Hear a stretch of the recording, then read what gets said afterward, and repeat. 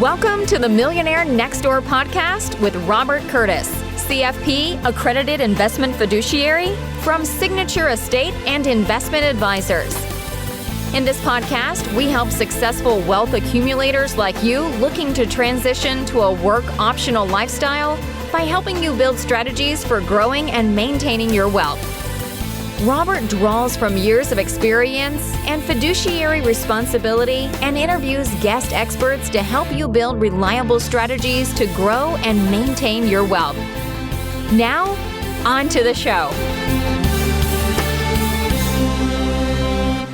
When you find the right advisor, the relationship just clicks, and you know you have found your wingman, or wingwoman as the case may be.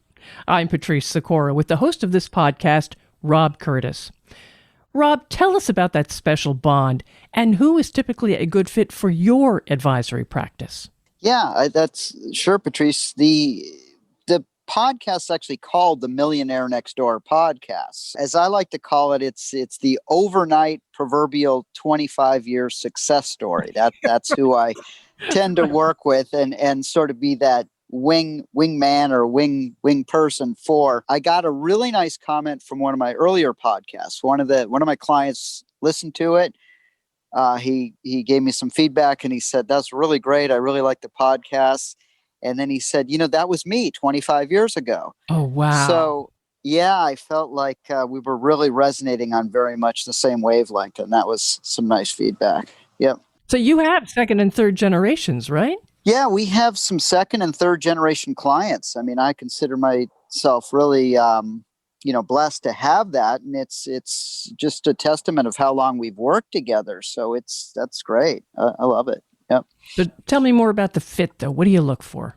Fit wise, we spend a lot of time making sure the fit is right with our clients or when we select a client. And, it needs to be sort of a mutual thumbs up on both sides, that they think there's a fit, we think there's a fit. I'm not really interested in how huge I can grow the practice. It's really about the intimacy of the relationship. So the fit would be the chemistry, our attitudinal qualities, how we communicate. We're not really asking anybody to buy anything, no investments, insurance. I mean, we have a process and we're asking them to buy into our process and to a lifelong relationship. So you talked about wingman. I mean, you're not going to have everyone as your wingman. There's going to be certain people you're comfortable with. You have that relationship you rely on. I think of Top Gun when those guys are up in the Yes, plane. yes. And, I mean, they're really in sync and thinking and working together and know each other's trends and characteristics. So you don't find that with really too many people. And interestingly, I was introduced to some new potential clients last week, and they asked if I interact with their other financial professionals, the CPA, the attorney, et cetera. And so absolutely do. We build that into our process. We work really closely with them. But when I drill down a little bit more, they don't really have that many other professionals in their life. I mean, sometimes they do, other times they don't. I guess the point is sometimes it's hard to find a few really intimate professional relationships you really want to go deep with. So that's how we view that. You asked about the fit process. We just want really happy clients for life, and the fit is absolutely key. So, what kind of timeline do most of your clients have when they first come to you? What are they looking at? 3 years or 13 years? Well, no, I'd like to think they're looking at the whole rest of their life, to be honest. They'd like to find that one, financial professional or advisory team that they can work with for life, and also legacy out to their next generation, that second and third generation, or we have people introducing us to their children or adult children, their grandkids. I spoke with a gentleman yesterday who's just about to have his first great grandchild. And him and his wife want to make a gift of, $10,000 to him, to get, or him or her, I can't remember, but this is coming up. And so I think they want to transition them through their whole lives. If it's a couple, they certainly, if someone's going to go first. They want to get through both of that, but also make sure their children are taken care of, or whatnot. So I'd say it's an ongoing relationship, and they're not anxious to, once the fit and the comfort, they don't want to change the wingman in the in the ninth inning, or if they're in extra innings. Yeah. I think you're mixing your metaphors there, but I like it. Yeah, I like probably. it. Now, in the past, we've talked about your process, your philosophy, and a lot of it really makes a lot of sense. You compare the physical and financial well-being. Talk to me about that. Yeah, especially during the COVID and the pandemic and the lockdown, I think everybody did a lot of thinking. And I certainly did a lot of thinking. But one of the parallels I drew was sort of, I'd always been really into physical health, but I did a lot more thinking about the ways I do that, the way I live my life, my practices, my processes. And so I changed a lot of those. And I also do a tremendous amount of thought, within our team of, it's really our process, that people buy into, and those processes. So I drew this connection that I try and verbalize, but I certainly have top of mind, financial health, and also your physical health. And they're really tied together, and there's some parallels. So one of the concepts I came across and used quite a bit, there's a process called stacking. And what I mean by that, there could be multiple processes we're using with clients, or even just with respect to your own health. Any one of them on their own is important and makes a significant contribution. But when you do a number of these processes or things or practices, and you collectively or synergistically, if you're doing for your health, if you're doing 8 or 10 things really well, those stack together really nicely, and put you in a position of being in better health, right? Or staving off COVID, or getting through colds, or avoiding them, et cetera, et cetera. And the same is true in your financially. So let me explain a few of those with respect to the physical side, and then some of our processes on the that we look at on the financial side. But that's the parallel. There's a term I use called the 4 doctors, and this is actually, we're actually primarily responsible for our own health. I mean, you want to go see the doctor periodically for regular check-ins and whatnot, or if you're really sick. But most of them will tell you it's better if you just stay away, if you monitor your own health, and you don't need them. You avoid getting sick, et cetera. So the 4 doctors I talk about, this is in a big level, would be, sleep. It became aware to me how important sleep is.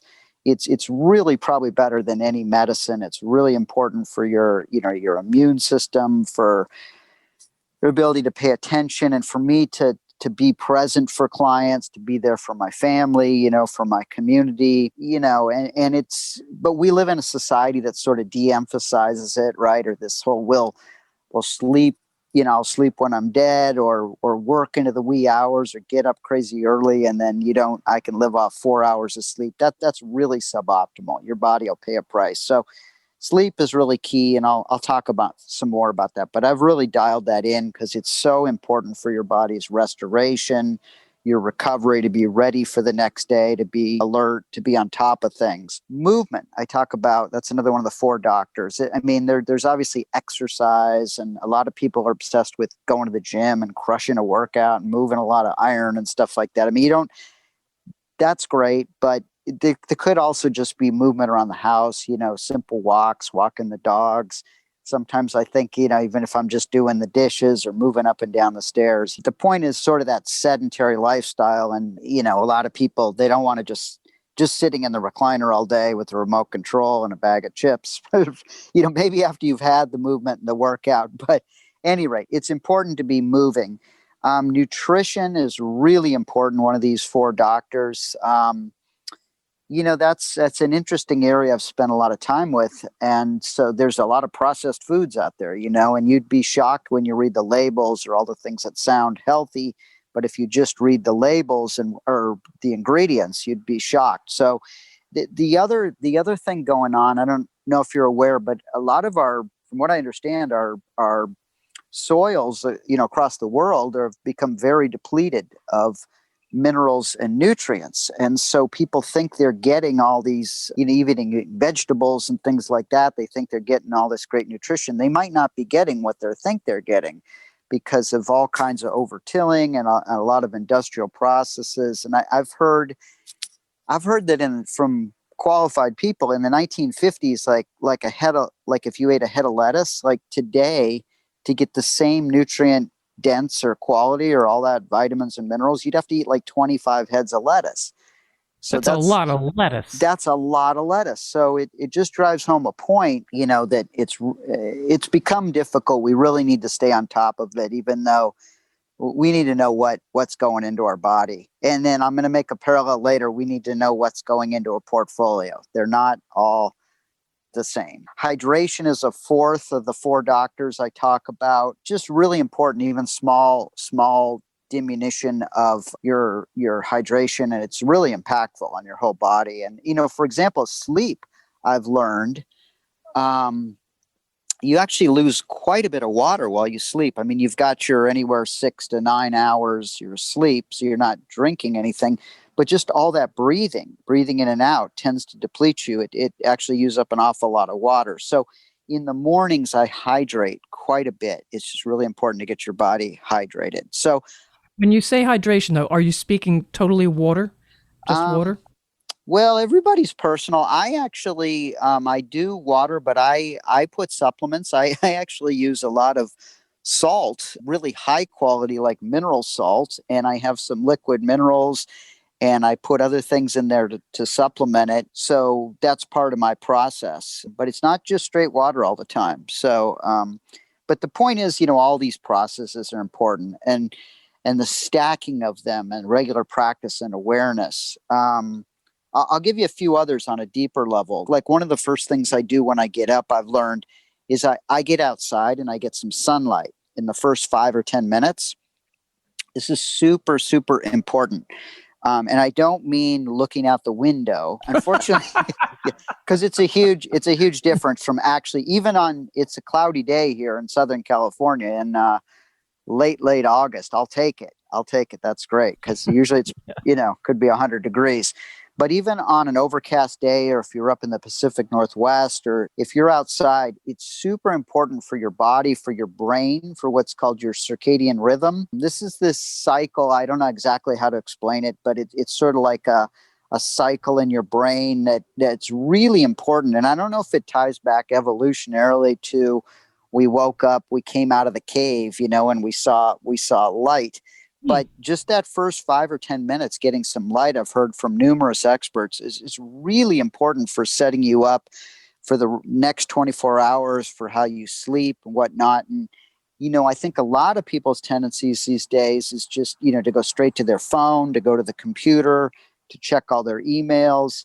I think they'd be much better served if they just got outside for a few minutes and got that light, even on a cloudy day. So I try and do that.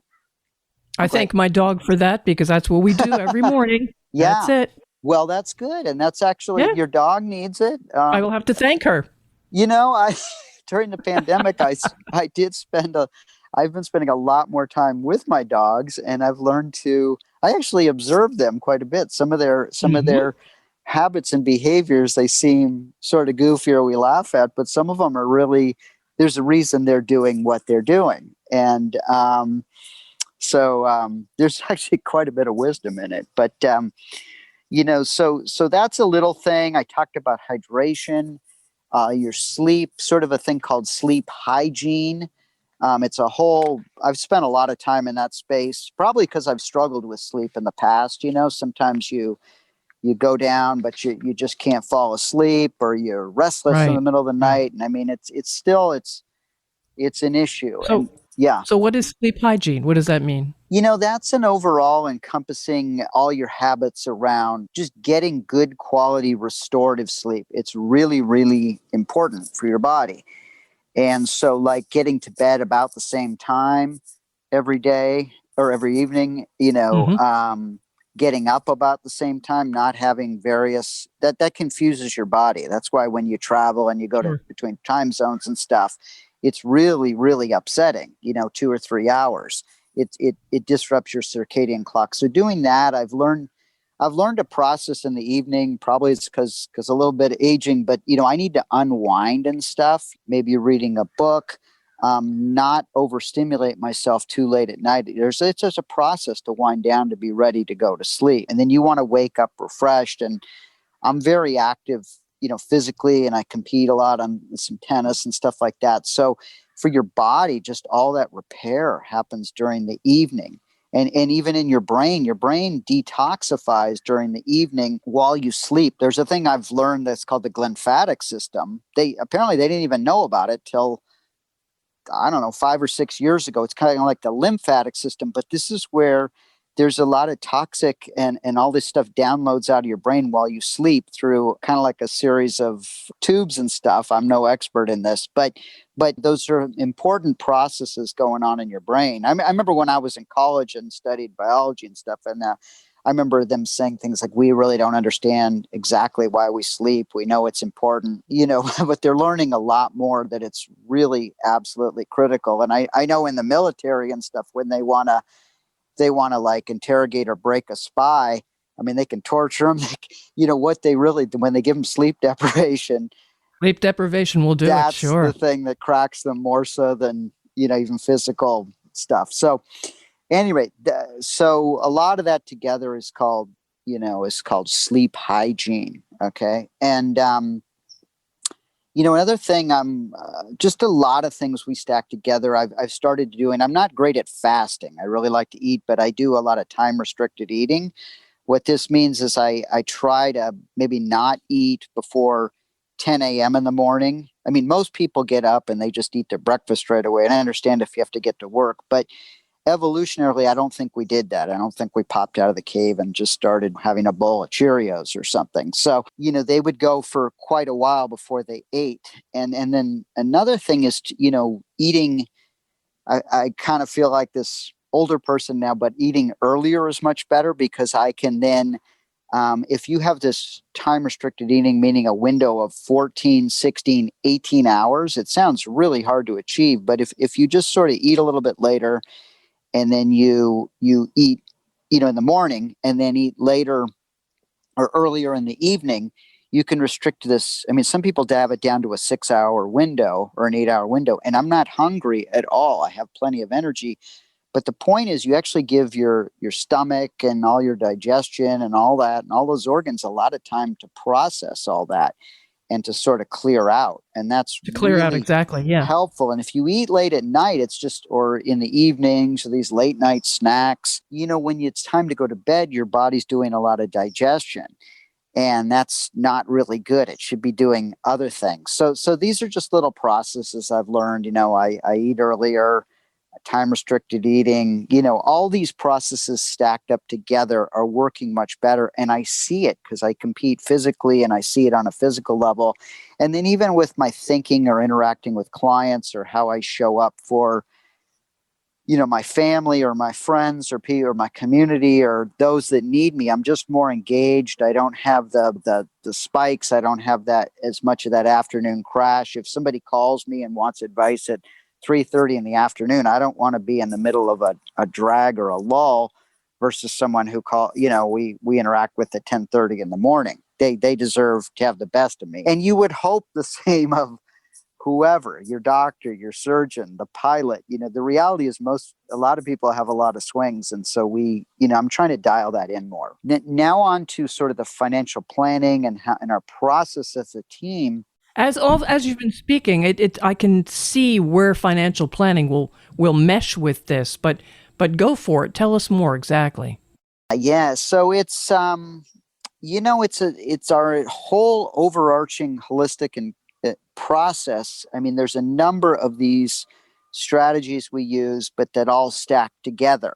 And it's that cumulative or synergistic effect that really produces a result. They're all good, but taken together. And we're always looking to improve or dial this in even further or make adjustments. But let me give you some examples. I talked about the food and the nutrient quality and things like that. Okay, it's really important if we custom build portfolios and we manage them for clients. It's really important to know what goes in those portfolios. They're not all the same. So if you own a mutual fund or an ETF, under the hood, the components that make that up could be really vastly different. Probably the best example I can think of, there's the S&P 500, which most people know that, the 500 largest stocks in the US, very common index, the S&P 500 index. There's actually two versions of this, which most people have no idea. There's an cap-weighted one, capitalization, which most people, that's what's most commonly referred to, and there's one called an equal-weighted. And so the capitalization weights these by the size of their market capitalization. So Apple is the largest company out there. But Apple, Microsoft, when you look at like Amazon, those are just huge companies that absolutely dwarf others that might be number 200 or 300 or 400. And even in the top 25 or 50, I mean, it's a huge chunk of the capitalization. Those bottom 450 are much, much smaller contributors. The Dow is a different index, but it's subject to these as well. In the equal weighted S&P 500, all 500 of those are weighted equally. They're each 0.2%. So the number 1 and the number 500 have the same influence on that index. So in other words, they're just a really different composition. And that's neither good nor bad on its own. It's just sometimes one will perform much better than the other. If these huge multi-caps are much more in favor than the smaller ones, then it's going to favor that one, the cap weighted. If the smaller ones, and we did see a recovery earlier this year where the smaller ones picked up a lot of steam it didn't pick up at the beginning of the pandemic and outperformed, then that equal weight one will outperform. So it's really important to know what you own. Over the time, the equal weight is much outperformed the cap weighted one. It's just what's happened historically. So we're aware of that, and it's actually in favor right now, but most people have no awareness of this. And so now, so we know what's in there. Another process we use is called relative strength, and I'll talk about that. We use software that's incredible. I mean, we can literally analyze about 38 million relationships every night. And this would be things like comparing which is stronger, the S&P 500, the cap weighted or the equal weighted, or which is stronger, U.S. stocks or international, or cash versus gold, or even on a stock, Coke or Pepsi, which is the stronger of the two. And I would like to the old Pepsi challenge, if you remember that. But figuratively, you could put the two together, kind of like an arm wrestling match, right? If you think of two people someone's going to win that thing, and one hand's going to go down, and the guy who knocks them down is the victor. So we can compare those two, and if we have a sense of which is stronger amongst tons of relationships, that's a very important factor. Clients, we explain that to them and conceptually, but they really don't know how to look through all this stuff, and they don't know how to judge that. But we do that for them, and that's part of our process. The other thing we look at quite a bit is called fundamental analysis.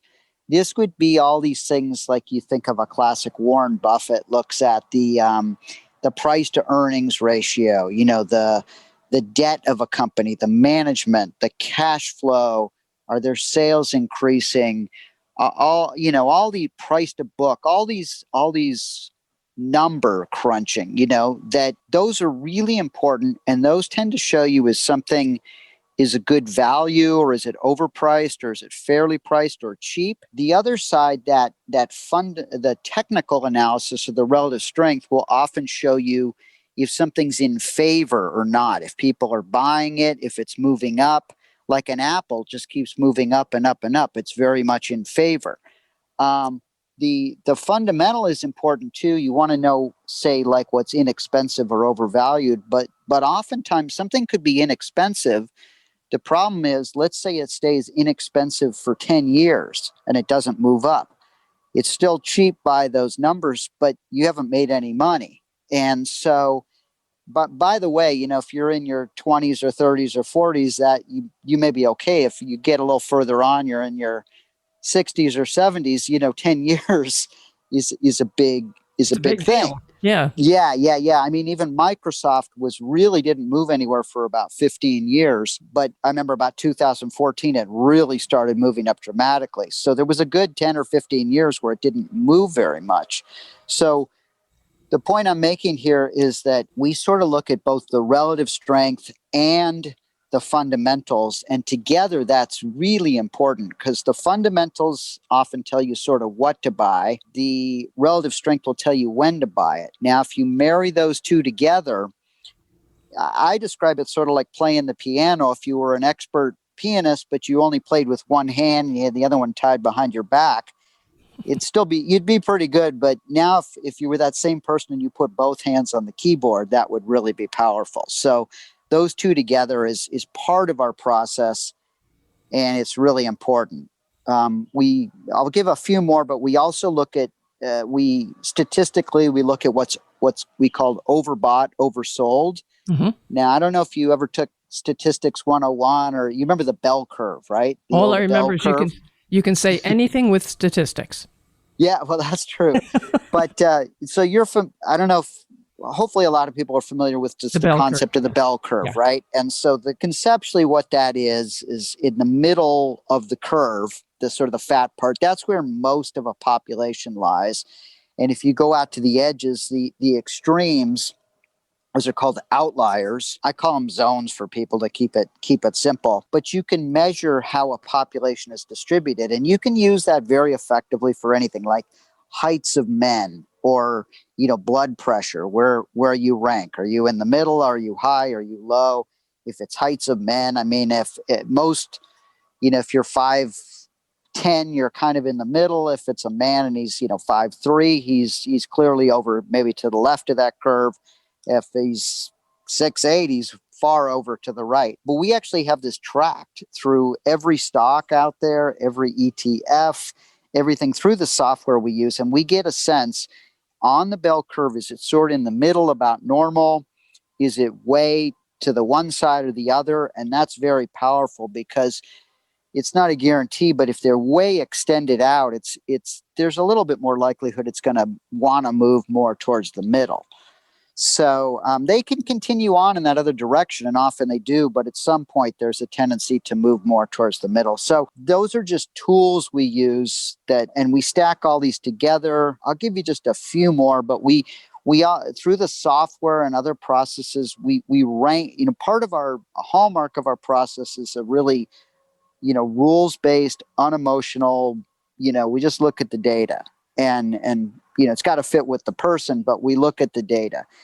We have everything ranked throughout. So let's say you take the S&P 500 through the software. We can rank them 1 through 500 in terms of all those stocks and know who's the strongest in that arm wrestling match. So it's no guarantee that number 1 is always going to beat number 500 or number 250, but it's pretty strong. So by comparison, I'm a big sports fan, but if you look at the world golf rankings or tennis rankings or college football, I mean, if you have a number 1 team or 2 team going up against a 25 or 26 or an unranked team, upsets happen. Yeah. But they're a big deal and they're pretty upset. Rare. Yeah. So most of the time, those stronger ones are going to win. And we want to have a very strong sense of what that is. And you could have a lot of things that were strong, but how do they actually rank out? Those teams in college football in the top 10 or top 20 are all great teams, but there's a pretty big difference between number 1 and maybe number 10 or number 20. Those are all processes we use, and we stack all that together. And clients really just don't have a way to fully. That's when we partner with them, we try and impart a lot of that wisdom and help them make good decisions. Well, talk to me a little bit more about the holistic idea, physically, financially, and how your team works that all together. Yeah, so that's good. We talk about the physical health just because it's been a important driver of our process too, to be ready for clients. But we like to let them know that there's all these processes on the surface, and we certainly want to educate them and let them know that a lot's going on, and highlight these things to differentiate, our value and what we're actually doing. Just like, if your doctor just gave you you may just want to hear the answer, but you might want to know, look, I looked at all this data and these tests, and this is where we compared. And so we really think this is what's going on based on all this, so you're looking to that person or that team for years years of experience to integrate and give you a conclusion. So we do all that, but we think it's really important. And we also like for our clients to understand all those things that we're doing that. I remember getting hired years ago by a very successful law firm to manage their 401k. And I started explaining it a little bit, and they were like, whoa, hey, we just wanted to know there was a process. So I love that.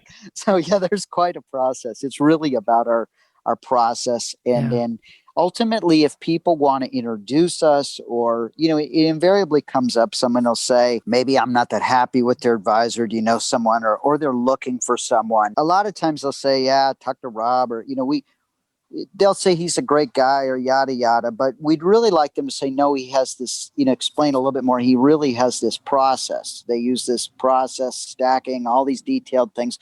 We like to take them under the hood, but it's a holistic overall process that also looks at the individual too. But all those things are important, and all of them matter.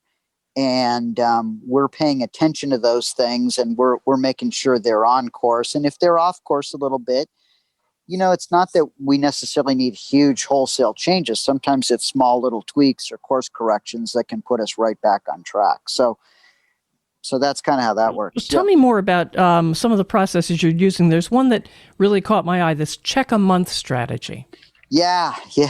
So, basically we've been in a really low interest rate for an extremely long time. Even going back to 2008, and now we're at record low interest rates. And so I remember when I started in this business, over 20 years ago, in a simple money market, you could make 6%. Oh my God, you can't do that now. For virtually no risk, not zero, but pretty much none. So there was $60,000 a year if you had $1 million, or you're this millionaire next door.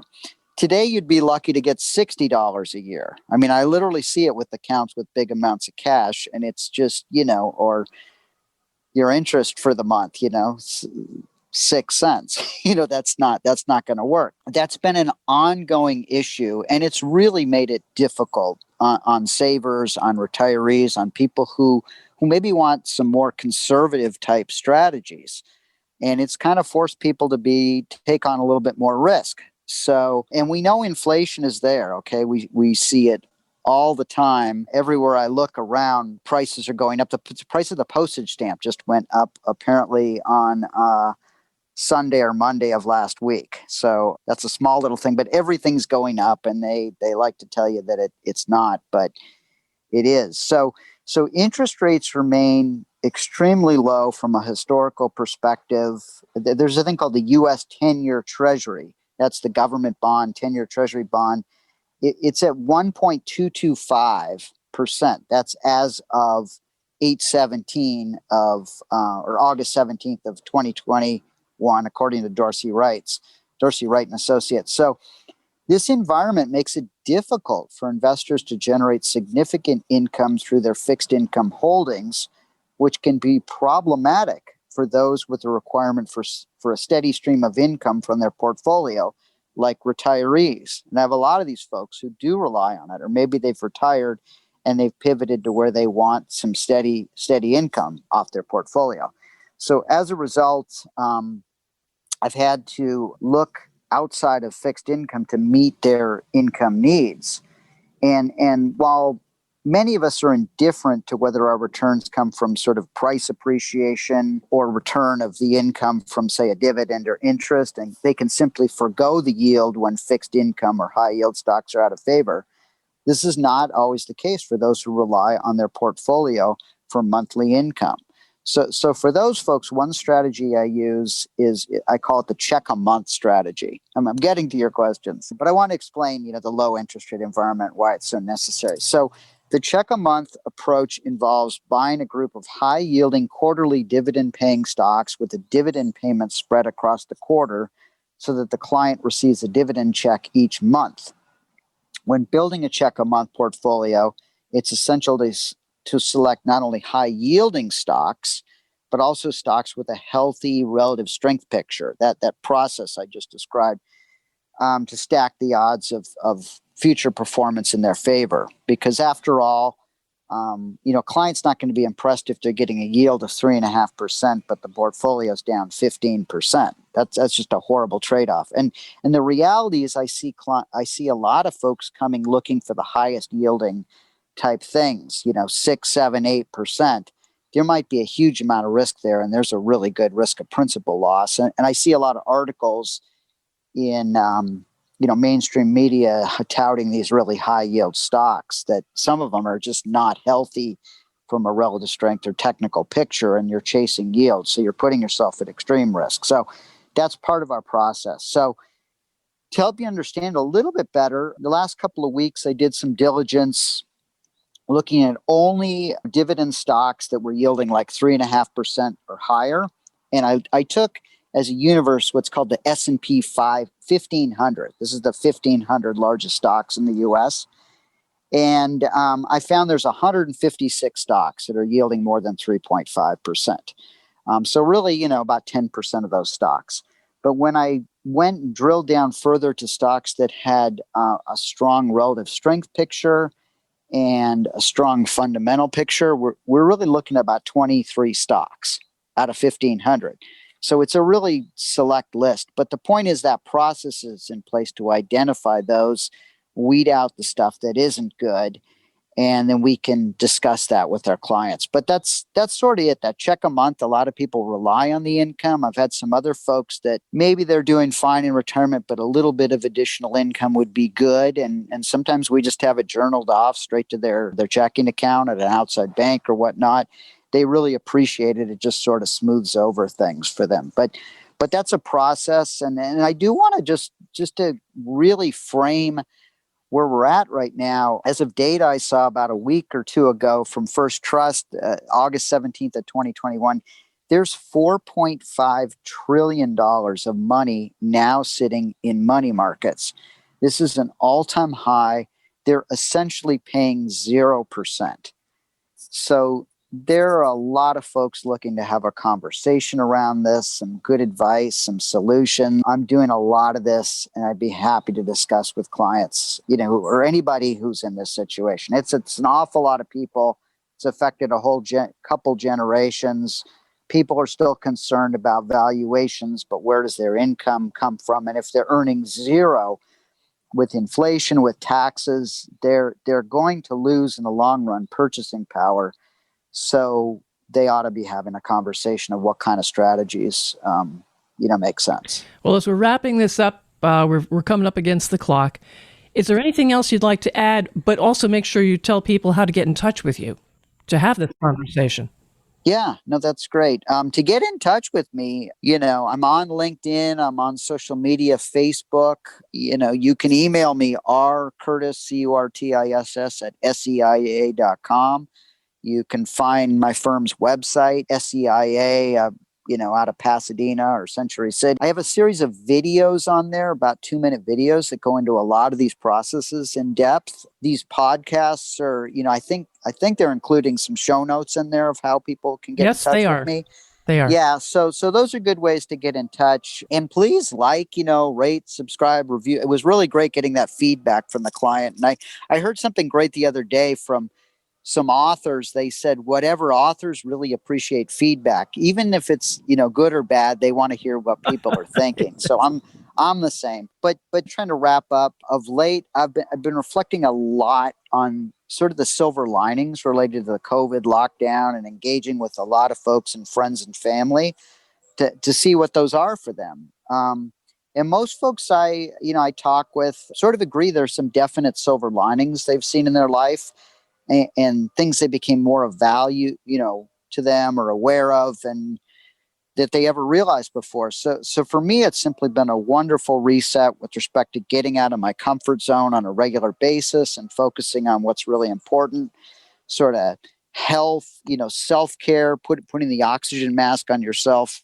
first before you try and help the passenger next to you. Family, clients, the community I serve. Throughout this time, I've had tremendous personal growth on many levels, worked really hard to further refine and improve our internal and outward-facing client processes.